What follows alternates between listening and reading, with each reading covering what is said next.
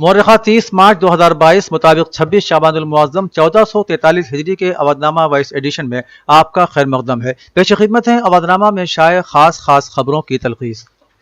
4 रियासतों में भगवा झंडा लहराने के बाद बीजेपी ने अपना अगला मिशन शुरू कर दिया है। हिमाचल प्रदेश और गुजरात के साथ साथ पार्टी ने मध्य प्रदेश, राजस्थान और छत्तीसगढ़ पर तवज्जो मरकूज करना शुरू कर दी है। इन रियासतों में भी पार्टी उसी हिकमत अमली के तहत काम करेगी जो उत्तर प्रदेश के इंतखाबात में अख्तियार की गई थी। इसमें अहम तरीन एमपी बेटों को मुकन्नना का टिकट न देने जैसे सख्त फैसले भी शामिल है। असेंबली इंतखाबात में बड़ी जीत के पीछे पीएम नरेंद्र मोदी ने खानदान परस्ती को फरोग न देने को बीजेपी की कामयाबी की कलीद करार दिया। उन्होंने कहा कि इन्होंने खुद कई एमपी के बेटों के टिकट काट दिए। ऐसे में पार्टी के कद्दावर लीडरान अपने बेटों को सियासी विरासत सौंपने के इरादे पर मध्य प्रदेश में बहरान गहरा होता दिखाई दे रहा है। अब तक तकरीबन 9 रहनुमा अपने बच्चों के लिए ग्राउंड तैयार कर चुके हैं। अगर खानदान परस्ती पर ब्रेक लगाने का असर टिकटों की तकसीम पर नजर आता है तो ये उन कद्दावर रहनुमाओं और उनके बेटों के लिए एक बड़ा मसला बन सकता है। अगले 2 सालों में मुल्क की बड़ी रियासतों समेत लोकसभा के इंतखाबात भी होने वाले हैं। इसी के पेश नजर वजीर आजम मोदी की रैलियों का दौर भी शुरू हो चुका है। मोदी ने आज कांग्रेस का नाम लिए बगैर पिछली मरकजी हुकूमतों पर 4 करोड़ फर्जी नामों से राशन लूटने का इल्जाम लगाया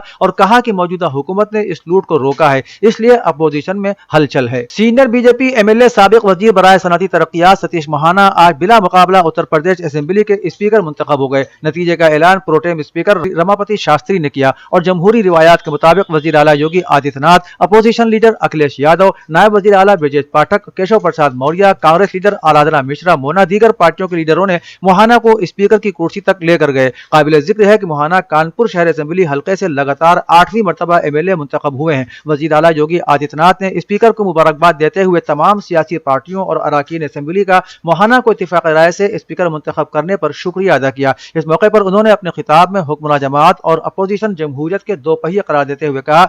इस दौरान उन्होंने अपने खिताब में हुक्मरान जमात और अपोजिशन को जमहूरियत के 2 पहिए करार देते हुए कहा कि दोनों मिलकर रियासत की 25 करोड़ आवाम की फलाह व तरक्की के कामों को नई बुलंदियां फराहम कर सकते हैं। स्लीडीज और बुलीबाई ऐप के जरिए मुस्लिम खवातीन को ऑनलाइन निशाना बनाने वाले 2 अहम मुलजिमान ओमकारेश्वर ठाकुर और नीरज बिश्नोई की दरखास्त जमानत इंसानी बुनियादों पर मंजूर कर ली गई। नीरज बुलीबाई इस केस में मुलजिम है जबकि ओमकारेश्वर पर इल्जाम है कि स्लीडीज ऐप तैयार की थी। दरखास्त जमानत मंजूर करते हुए अदालत ने कहा कि मुलजिमान के खिलाफ चार्जशीट पहले ही दायर की जा चुकी है जबकि एफएसएल के नतायज आना बाकी हैं। अदालत का ख्याल है कि मुकदमा जिस मरहले पर है इस वक्त मुलजिमान हकायक से छेड़छाड़ भी नहीं कर पाएंगे। ये भी दलील दी गई कि मुलजिमान ने पहली बार जुर्म किया है और उन्हें तवील अरसे तक जेल में रखना मुनासिब नहीं होगा। मुलजिमान की दरखास्त जमानत मंजूर हो गई है, ताहम कई शराइत भी आयद कर दी गई हैं। मरकजी वजीर खजाना निर्मला सीतारमन ने आज राज्यसभा में कहा कि रूस यूक्रेन जंग की वजह से तेल की कीमतों में गैर मुतवक्की इजाफा हुआ है जिससे निपटने के लिए इक़दाम किए जा रहे हैं। वजीर खजाना ने कहा कि यूक्रेन पर हमले से तमाम ममालिक मुतासिर हो रहे हैं, सप्लाई मुतासिर हो रही है। इस साल बजट के बाद रूस यूक्रेन जंग के असरात मुरतब होने लगे हैं। कांग्रेस के रुकन और साबिक वजीर खजाना पी चिदम्बरम की तरफ से उठाए गए सवाल का जवाब देते हुए सीतारमन ने कहा कि आलमी अवामिल की वजह से तेल की कीमतों में तेजी से इजाफे से निपटने के लिए बहुत से इक़दाम किए गए हैं, लेकिन जिस तरीके से यूनाइटेड प्रोग्रेसिव अलायंस के दौर में ऑयल बॉन्ड्स के जरिए भरपाई की गई थी इस तरह का इंतजाम नहीं होगा, क्योंकि यूपीए के दौर में इस बॉन्ड के जरिए 2 लाख करोड़ रुपए से ज्यादा की रकम इकट्ठी की गई थी जिसकी अदायगी अभी भी की जा रही है। अवधनामा में शाये जिले की खबरों के मुताबिक तिब्ब यूनानी के फरोग बिलखुसूस हजामा के मैदान में अहम किरदार अदा करने पर शाही इमाम दिल्ली व ऑल इंडिया उलमा बोर्ड के सदर मौलाना नियाज अहमद कासमी के बदस डॉक्टर यूनुस सिद्दीकी कासमी को मसीहुल मलिक हकीम अजमल खान अवार्ड 2022 से नवाजे जाने पर मारूफ मौलिद डॉक्टर अहमद राना, तंजीम अबनाए दारुल उलूम देवबंद के सदर मुफ्ती याद इलाही कासमी, इत्तेहाद उलमाए हिंद के नायब सदर मौलाना मुफ्ती असद कासमी और ऑल इंडिया तिब्बी कांग्रेस के कौमी यूथ विंग सदर डॉक्टर तैयब अंजुम ने डॉक्टर यूनुस सिद्दीकी कासमी को मुबारकबाद पेश करते हुए कहा कि उन्होंने तिब्ब यूनानी बिलखुसूस हिजामा के फरोग के लिए जो अहम किरदार अदा किया है उसे फरामोश नहीं किया जा सकता।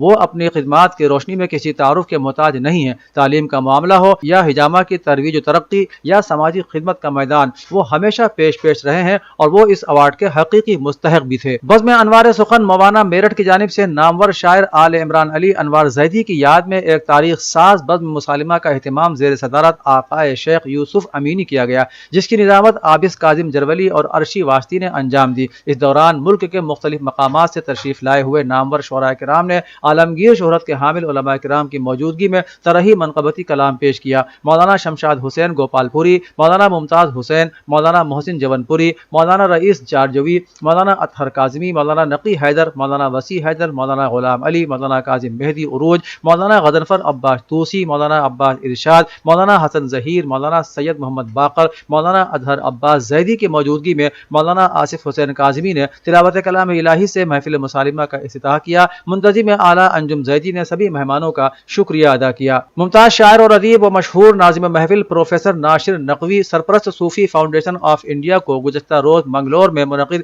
ایک قدیمی محفل جشن حسین میں فخر نظامت ثقلین حیدر ایوارڈ سے سرفراز کیا گیا۔ عرفان آل محمد فاؤنڈیشن کی جانب سے پروفیسر ناصر نقوی کو مذکورہ ایوارڈ نظامت کے حوالے سے ان کی گراں قدر خدمات کے اعتراف میں دیا گیا ہے۔ پروفیسر ناصر نقوی کو مبارکباد پیش کرتے ہوئے الائچی کلب کے سیکریٹری ایم اسلام عالمی نے کہا کہ شہر علم و ادب امروہہ کو ناصر نقوی پر فخر ہے، ان کی علمی اور ادبی خدمات لائق صد احترام ہیں۔ اس دوران الائچی کلب کے جملہ اراکین اور صدر محترم محبوب حسین زیدی وغیرہ موجود رہے۔ بین الاقوامی سطح پر مشہور شہنشاہ غزل خمار بارہ بنکوی کی یاد میں 22 برس پہلے ریاست اتر پردیش کے ضلع بارہ بنکی میں خمار اکیڈمی تشکیل کی گئی تھی۔ اکیڈمی کی نو تشکیل کمیٹی نے فیصلہ لیا ہے کہ وہ خستہ حال اکیڈمی کو نئی شکل دے کر ایسا بنانے کی کوشش کرے گی جس سے لوگوں کو فخر ہو۔ ساتھ ہی اکیڈمی اردو اور دیگر ادب کے فروغ کے ساتھ مالی طور پر کمزور طلباء کی پڑھائی کا انتظام اور سول سروسز کی مفت کوچنگ بھی کرائے گی۔ واضح رہے کہ بارہ بنکی ضلع کے عالمی شہرت یافتہ شاعر خمار بارہ بنکوی کے نام کو روشن رکھنے کے لیے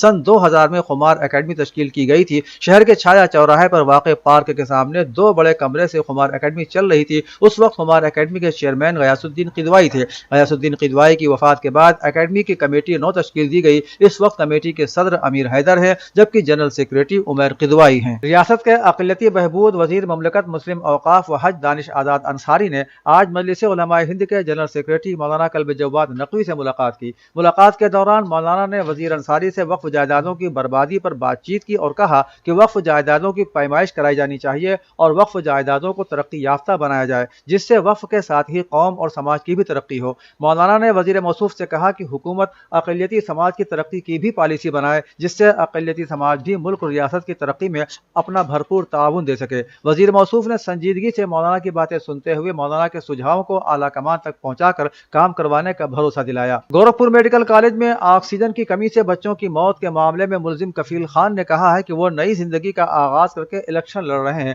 ایسے میں انہوں نے مدد کی اپیل کی ہے۔ دراصل سماجوادی پارٹی نے کفیل خان کو دیوریا کشی نگر سے MLC کا امیدوار بنایا ہے۔ کفیل خان نے کہا کہ زندگی کی نئی شروعات ہوئی ہے، میں الیکشن لڑ رہا ہوں، مجھے نوکری سے نکال دیا گیا ہے۔ یہی نہیں، کفیل خان نے کچھ نمبر بھی جاری کیے ہیں جن پر رقم بھیج کر ان کی مدد کی جا سکتی ہے۔ کفیل خان نے لکھا کہ آپ سب کے ساتھ مزید دعاؤں کی ضرورت ہے۔